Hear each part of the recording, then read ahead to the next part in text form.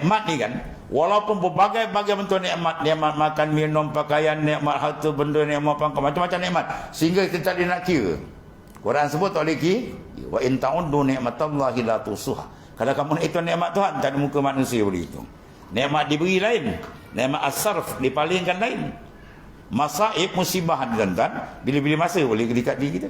Ya, elok tuan-tuan kita pergi sebulan sekali pergi ziarah hospital. Ya, satu waktu tengok. Macam-macam ada, kepala sekeru, ada kaki terangkat, pinggang patah, yang poprit dalam, belah, belakang, depan, semua cukup lengkap. Tengok kat badan kita, Masya Allah, satu tak je. Saudara nikmat tu. Betul dia nak kira. Ya, Tuhan beri nikmat tu sah. Dan begitu azab sebalik ni. Ya, azab.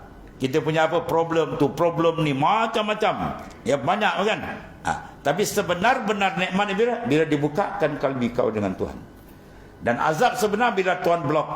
Dia tak kenal Tuhan blok. Habis tu. Tunggu-tunggu malaikat maut sampai tu terkejut. Tadi.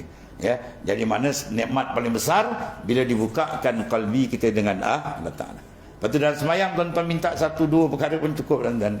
Dia bersemayang ke qiyam sampai salam, tuan-tuan buka, ya Rab, tariklah kalbiku menghadapmu. Tu pun dah cukup dah. Dan buanglah pandangan makhluk daripada kalbiku.